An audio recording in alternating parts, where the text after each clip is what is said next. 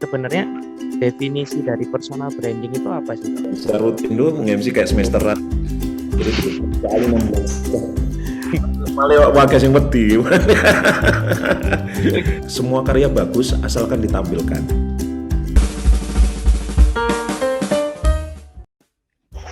Selamat pagi, siang, sore, malam. Yes. Halo semua. Hai, ketemu lagi dengan kita berdua, Brian dan Eka yang sekarang tampilannya sudah berbeda. Ya, Eka lagi on the road ya, dari Bandung ke Jakarta, terus mau ke Sumatera, Singapura, Malaysia, putar dunia dia keliling-keliling kayaknya. Biasa lagi safari politik. Jadi masa orang lain boleh nggak boleh? Ya, boleh dong. Boleh. Safari. Boleh. Jadi seru banget. Hari ini nggak di studio studio Gutok yang sangat-sangat mewah. Yes. Hari ini lagi di mobil. Tapi itu tidak menyurutkan episode kita harus berlanjut, Bray. Ya, keren. Benar banget. Cocok sekali dengan pembicaraan kita hari ini, ya kan, tentang personal branding. Nah, jadi unik. Apa ya? Zaman sekarang itu orang-orang hampir semuanya mau muda mau tua itu punya sosial media. Yes. Dan yang mana kalau misalkan sosial media itu penuh dengan tanda kutip pencitraan, ya nggak sih? Ya kan? Betul. Kita akan ngomong, kalau kita berdua kan mungkin personal brandingnya ya biasa aja. Kita akan ngomong sama yang banget ya. Iya, kita akan ngomong sama yang lebih expert. Dan kembali lagi, ini nggak main-main tamunya, karena ini salah satu ikon dari Kota Malang. Ya, betul. Dengan Oneng. Namanya Oneng, pasti tahu semua. Dengan Kakak Oneng. Langsung aja kita panggil langsung ya. Kita langsung panggil. Siap. Set. Nah, ini dia. Oke. Halo semuanya, Eka, Bian. Halo, selamat siang. Sehat Kak Oneng? Alhamdulillah sehat. Tuh, lihat dong. Dari nada bicaranya kita berdua tadi ngomong. Ketika Kak Oneng masuk, udah hilang. Udah keganti. Suaranya udah langsung top performance banget nih, personal branding bentuk. Aduh, Kak Oneng lagi sibuk apa nih sekarang, Kak Oneng? Ya, Kak Oneng. Aku sekarang lagi sama Nana di Malang bikin Oneng Sugiarta Entertainment. Jadi apa tuh? Oneng Sugiarta Entertainment itu terinspirasi dari teman-teman. Teman-teman banyak yang kerja apa ya namanya ya, kerja wirausaha dan sekarang lagi growing, lagi naik kayak Juragan 99 kayak macam-macam kayak gitu. Jadi kita bikin beberapa project yang dibuat sama mereka gitu. Termasuk Bian dari Goodfellas itu support kita. Thank you. Jadi Velas kita mungkin beberapa masih agak mungkin yang di luar dari Kota Malang atau mungkin di Jakarta atau dimanapun kan bertanya-tanya, siapakah good guest kita pada siang dan pagi malam ini, Bray? Kak Oneng ini kita taunya sebagai MC ya. MC semua acara apapun pasti ada Kak Oneng. Itu acara besar dan acara keren, itu udah pasti. Pasti itu. Dan sadis. Memang untuk auranya sendiri atau personal brandingnya ini benar-benar luar biasa ya Kak Oneng ini. Wibawa, keren, kalem ya, seperti itu yang kita tahu gitu. Hampir semua orang Malang pasti tahu sama Kak Oneng. Hampir semua orang Malang. Nah, untuk Kak Onengnya coba kita flashback sedikit sebelum ngomongin tadi ada Oneng Sugiarta Entertainment dan lain sebagainya. Kita flashback sedikit. Kak Oneng tuh dulunya emang rencana pengen jadi MC kayak sekarang, pengen kerja yang bisa dibilang di dunia yang entertainment lah ya, showbiz lah kurang lebih, karena kan harus bertemu dengan banyak orang, event dan segala macam. Gimana sih seorang Oneng Sugiarta dulu dengan yang sekarang, perubahannya kayak gimana sih, Kak? Kalau Oneng dulu waktu kuliah ya cuman jadi teman-teman mengantar teman-teman ke sana kemari, teman siaran diantar, teman MC diantar, belajar dari nganterin temen, kemudian ada peluang jadi asisten musik director awalnya waktu itu di radio. Asisten. Keren. Itu zaman dulu kita mindahin format CD ke MP3 itu buat teman-teman siaran. Itu kerja. Mulai natas itu kerjaanku. Jadi buruh. jadi jongosnya musik director. Itu jadi aku apply-nya sebagai announcer, malah dapatnya jadi asisten musik director. Tapi ya nggak apa-apa lah, mungkin prosesnya ya Kak. Prosesnya ngikut, terus sampai akhirnya dapat jatah bisa ngejualin radio nih, iklan radio. Dapat dari marketing, ditarik di divisi marketing. Terus aku kapan siaran nih? habis tadi cuma musik director, jadi asisten teman-teman marketing. Terus kapan nih siarannya? Akhirnya coba siaran, dapat jam siaran. Begitu dapat jam siaran mulai banyak, ada tawaran lain. Waktu itu ada portal website di Indonesia, inisialnya kapanlagi.com. Itu dia lagi bikin campaign kapanlagi.com goes to campus. 2 tahun dan mulai tahun 2006 sampai 2008 2009 lah, 2 tahun lebih. Kapan lagi ya kan, keliling kampus Indonesia, dibayar sesuai kerja, tapi ada konsekuensi harus ninggalin yang Malang. Akhirnya kita keliling selama 2 tahun. Keliling kapanlagi.com goes to campus. Seru sih. Dari situ mulai ketemu passionnya. Enak loh ternyata MC ya kan. Enak bikin acara-acara di kampus. Keterusan nggak bisa diem sampai sekarang. Iya, tadi kalau saya sempat singgung juga, yang kuat adalah personanya, atau kita lihat orang ini udah tahu langsung Kak Oneng ini. Jadi suatu persona branding yang sudah terbentuk dari zaman tadi Kak Oneng cerita di awal sampai sekarang, itu juga ada satu personal yang disampaikan oleh Kak Oneng. Sebenarnya definisi dari personal branding itu apa sih Kak? Personal branding itu yang nggak jauh-jauh sama pencitraan diri kita masing-masing ya kan. Orang punya citra diri masing-masing. Jadi 2006 waktu aku mulai sadar, aku kerja kantoran nggak mungkin, nggak bisa bangun siang, nggak bisa bangun pagi. Dikasih dikasih kesempatan misalnya nih masuk kayak TNI Polri juga nggak mungkin kan, nggak bisa baris dengan keren. Mulai nyadar kompetensi yang ada dalam diriku, karena aku suka tampil di depan umum, suka dan macam-macam. Dulu kan waktu tahun 2006 masih banyak acara konser-konser yang di stadion macam. Itu kan dandanannya harus full effort ya, harus rambut mohak, rambut apapun harus pokoknya setiap tampil harus maksimal, harus groomingnya keren. Aku gimana caranya aku bisa dikenal sebagai MC. Dan awal-awal zaman Facebook edit profilku langsung nulis MC Oneng Sugiarta. Jadi mulai segala macam kayak gitu, sosmed itu mulai aware sama sosmed. Cuman waktu itu ninggalin Friendster, beralih ke Facebook, ya kan. Terus zaman awal-awal BBM. Jadi semuanya aku kasih edit nama sama MC Oneng Sugiarta biar orang tahu, meskipun baru dapet pin BB ku waktu itu, jadi langsung tahu. Ternyata MC, padahal dia belum kenal atau baru kenal. Itu sih pertama kali yang aku bangun. Waktu malah balik di Malang malah nggak laku MC-nya, karena di Malang tahun-tahun segitu MC yang dipakai itu MC yang duta wisata, yang groomingnya bukan konvensional tapi good looking gitu loh. Yang harus ganteng, harus putih, harus tinggi. Aku kan saset ya model. Bisa aja.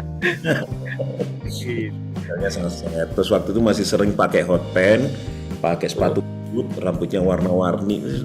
Aduh, enak dilihat tapi kayak gitu.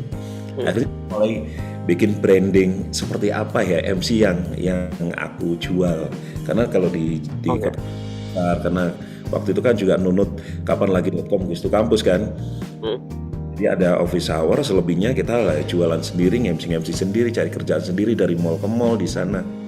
Akhirnya aku bikin positioning seperti apa nih, MC yang seperti apa. Aku bikin karakter yang seperti itu waktu itu, yang aula-aula yang gak karu-karuan. Di Malang gak diterima, tapi di luar kota alhamdulillah diterima. Terus makin kesini makin dikuatkan.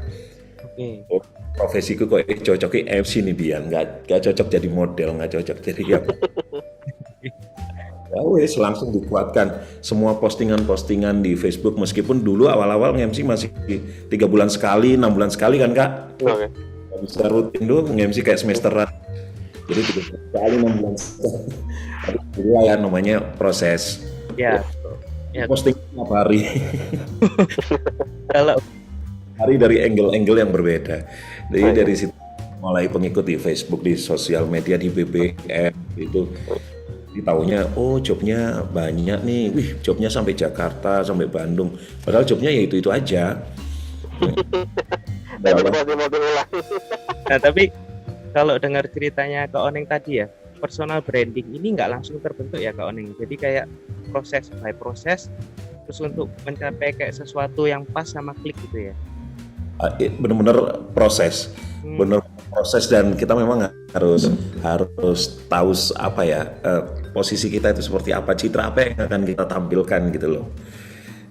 Citra apa yang kita, untungnya waktu itu aku gede di zaman sosial media, jadi aku maksimalkan sekali sosial media, karena itu paling enggak orang yang belum pernah kenal sama sekali jadi tahu searching di sosial media gitu. Dan aku itu selalu dari dulu ngupayain mulai email, mulai nama-nama sosmed apapun, kan banyak ya sosmednya, sampai YouTube segala macam, platform segala macam itu namanya aku bikin sama, jadi orang bisa gampang Oneng Sugiyarta 98 gitu, langsung carinya enak, dapat kayak gitu-gitu sih. Kalau aku lihat kan prosesnya nggak gampang ya. Nah Kak Oneng berusaha untuk berproses seperti itu sebenarnya untuk mencapai pentingnya apa sih? Untuk kepentingan apa personal branding ini sampai dibentuk seperti itu? Jadi aku pengen membuktikan, kan dulu waktu dikasih tahu nanti mau kerja apa, kuliah nggak selesai. Aku kuliah jurusan psikologi tapi nggak selesai. Tahu kan? Jurusan psikologi nggak selesai, terus ya ekspektasi keluarga orang tua pastikan ya normatif lah Bian ya. Karena aku juga dari yang sederhana, jadi pengennya ya ASN, dapat income yang pasti, dapat teman lah. Aku nggak koyok ngono ya. Aku sing pengen freestyle, bangunnya siang dan lain-lain sih nggak. Konsekuensinya adalah aku harus membuktikan MC ini bisa menjadi profesi. Harus dihargai.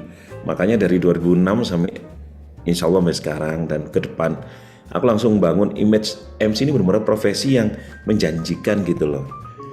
Sampai akhirnya aku nulis di blog, aku rajin nulis di blog waktu itu sebelum 2015. Sampai akhirnya ada teman penerbit yang bantuin, ayo tulisanmu di blog ini bagus loh, tips-tips MC, teknik-teknik, terus contoh-contoh acara aku tulis di situ, opening acara itu aku tulis, mulai dari engagement, mulai dari pokoknya yang nggak ada acara kematian sama acara pisah, acara ranjang lah, semua aku tulis.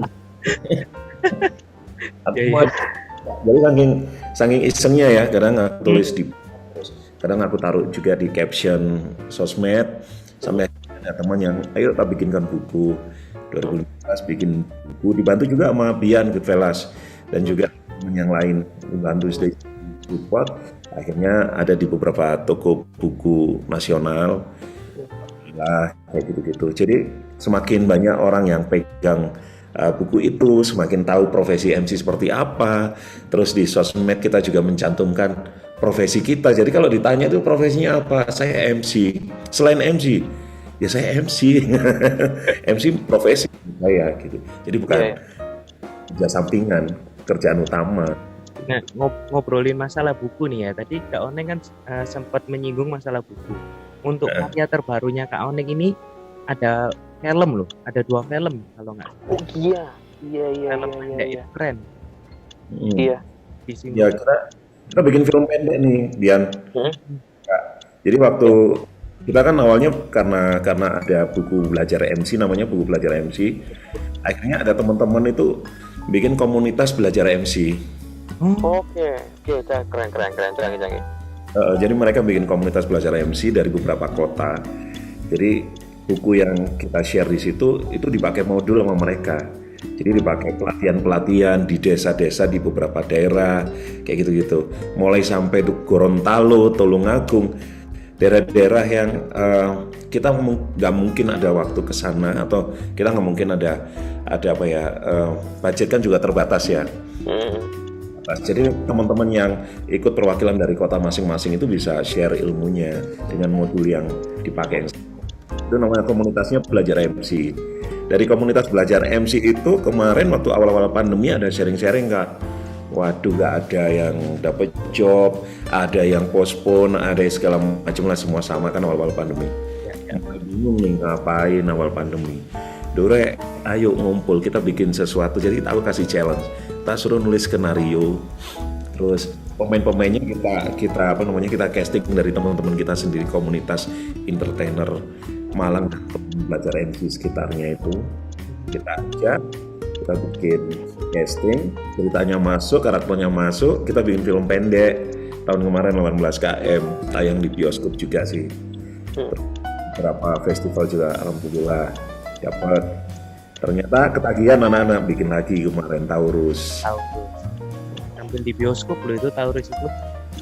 Canggih. Tapi ini, Bray, ada yang mau tanya ke Kak Oneng.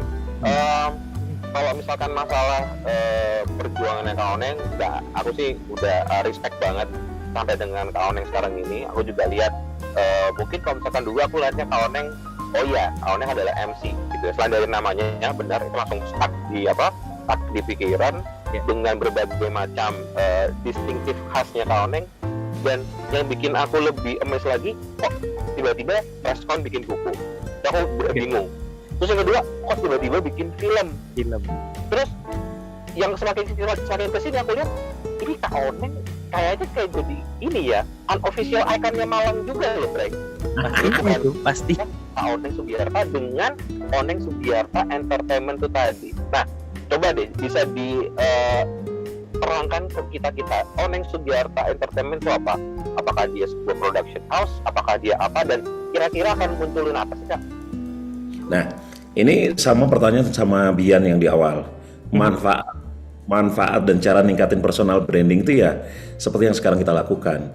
Dari portfolio sebagai MC, mungkin orang taunya walah MC cuman gitu aja, jual omongan, jual kayak gitu-gitu, cuman bisa ngomong di mulut. Tapi dari MC itu kita punya product knowledge, kita punya networking. Nah, ini juga cara yang paling ampuh banget ningkatin personal branding. Dari networking itu, kemudian dari dari kolaborasi dengan teman-teman, dengan klien kita. Makanya di awal itu waktu MC Oneng Sugiarta kita bikin manajemen kecil gitu ya. Kita ngambil segmen yang mana nih ya Kak?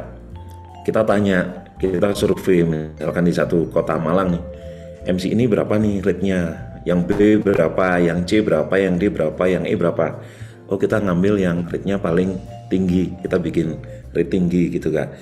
Dengan alasan dengan kita ngasih servis yang terbaik, kita juga punya punya klien itu tersaring gitu loh. Ada klien premium yang kita dapat gitu. Karena kita pengen dapat networking dari mereka gitu. Dari portfolio MC yang kita bikin seperti itu akhirnya berkembang sampai akhirnya dipercaya untuk nge-range acara, dipercaya untuk jadi konseptor acara, bikin jingle sampai mulai VO sampai bikin jingle sampai kayak gitu. Saking dipercayanya sama si klien. Itu berapa yang kita bangun gitu.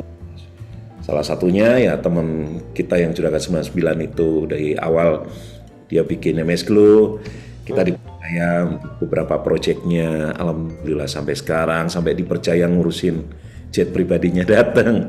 Alhamdulillah semua itu awal dari personal branding emang. Dan kita memang harus kuat di situ, biar dia dapat. Tapi semua dari awal sampai kegiatan kita sekarang Oneng Sugiarta Entertainment semua ada korelasinya. Benang merahnya itu ada banget. Dan orang-orang yang terlibat juga inner circle di dunia MC rata-rata gitu.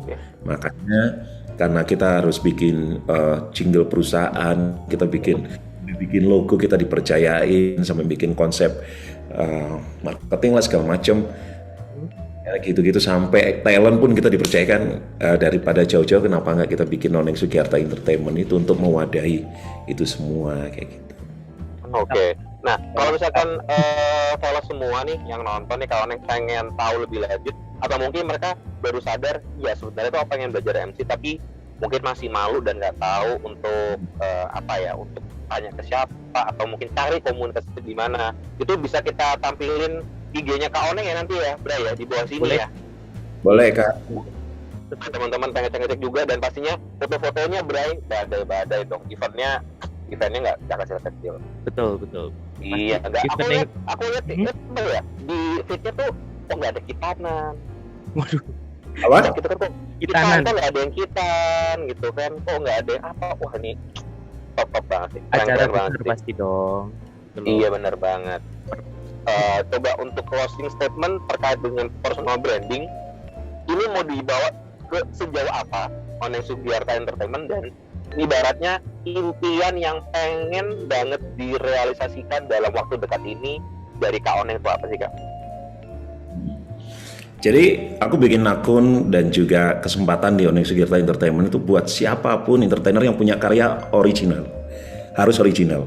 Jadi kalau pengen gabung kita, misalnya kita kemarin pembuatan film, mulai dari logo, mulai dari theme song, mulai dari instrumen musik segala macam, semuanya harus original dan karya sendiri. Itu yang kita kumpulin dan kita bangun. Jadi kita bikin awareness ke teman-teman sampai mereka apply ke kita, logonya pun juga harus logo original, harus punya hak cipta segala macam. Jadi kita belajar bareng-bareng dari nol untuk bangun yang dengan sistem yang benar. Jadi nanti kita jalannya benar. Dan sekarang yang kita rintis ini biar bisa jadi gede buat anak cucu kita. Entah nanti kedepannya Oneng Sugiarta Entertainment ganti nama jadi Ole atau apa, kan tinggal ke notaris dan tim lawyer yang aneh ya kan. Canggih. Harus manfaat. Gila. Planningnya besar sekali. Semoga sukses dan lancar terus Kak Oneng. Iya, pokoknya kalau misalkan fashion di daerah Malang dan sekitarnya itu merasa sudah bikin acara yang megah dan acara yang keren, MC-nya bukan Kak Oneng, belum ya Bro ya? Belum keren itu acara, belum keren. Belum. Itu mepet itu ada beneran itu. Tapi ada plus minus sih loh, Rek. Apa itu? Malah wakas yang wedi. Jadi banyak yang takut Kak. Waduh, gaya Oneng mahal, biasanya digai iki. Enggak lah, tanya Bian, rate-nya terjangkau. Tapi keren, semuanya itu tergantung dengan apa yang kalian dapat. Reasonable. Iya lah. Itu yang terpenting. Itu luar biasa kalau untuk Kak Oneng ini, memang semuanya udah dipertimbangkan, udah dibentuk, udah dirangkai, memang layak lah jadi yang MC top nomor 1 plus di Kota Malang sama Jawa Timur lah, atau mungkin Indonesia. Iyalah, icon Malang. Kak Oneng, sebelum kita goodbye nih sama fellow semua, satu encouragement atau satu kata-kata penyemangat terkait dengan personal branding. Banyak orang yang merasa, udahlah, aku kerja di entertainment, Instagramku aku blok apa segala macam, aku lock ya nggak apa-apa, itu kan personalku pribadiku dan macam-macam. Tapi dari Kak Oneng sendiri, kenapa sih kita tuh kalau misalkan yang pengen jadi Kak Oneng dan mungkin di kehidupan yang sosial lainnya, kenapa sih kita harus memperhatikan personal branding banget? Harus dong, kita itu harus bikin portfolio selagi hidup, ya kan? Jadi kita hidup ini apa nih passionnya, portfolio kita apa, tulis portfolio itu, tampilkan di sosial media kita. Kalau aku sih gitu, jadi apa kita bikin selama hidup, kita hadirkan, kita tampilkan, siapa tahu bisa menginspirasi orang lain. Syukur-syukur bisa bermanfaat. Makanya kemarin di Oneng Sugiarta Entertainment kita bikin beberapa karya lagunya juga tetap kita bantu dengan hak cipta segala macam, tapi lagu itu kita sharing ke banyak teman-teman entertainer untuk dibuat kerja, bisa dipakai di acara wedding, bisa dipakai acara bebas, jadi semuanya bisa pakai gitu. Jadi hal yang paling simpel adalah jangan sampai merasa karya kita jelek. Nggak ada yang namanya karya jelek. Yang ada adalah semua karya bagus asalkan ditampilkan. Boy, setuju.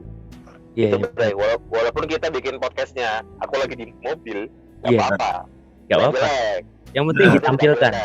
Iya, Yang penting ditampilkan. luar biasa yang ini ya kita. goyang ya Kak. Mobil goyang memang itu Kak. Iya benar. Ini Bray, kayaknya kalau misalkan kita ngomongin satu topik sama Kak Oneng satu episode ini doang, kayaknya kan nggak cukup. Kurang pasti. Nanti ke depannya ada sesuatu yang kita bakal bahas, Kak Oneng mau bantu dong pastinya. Insya Allah Kak. Apa sih yang nggak buat Goodfellas asik? Canggih. Iya, oke. Mungkin sampai sini dulu kali ya. Ini udah durasi juga. Eka juga mau terbang ke mana itu? Dubai atau mana Kak, kemarin? Ini sebenarnya aku lagi transit karena kan di Orga 99 ada private jet. Ini aku lagi charter barusan ke daerah agak Eropa, Pakistan. Wah. Agak Eropa memang. Gila. Ya, hati-hati ya Kak di jalan. Oneng terima kasih banyak waktunya ya. Saya Brian, Eka dan Kak Oneng pamit. Jangan lupa like, subscribe sama loncengnya. Bye bye. Silakan follow IG-nya Kak Oneng di bawah. Bye bye. Bye.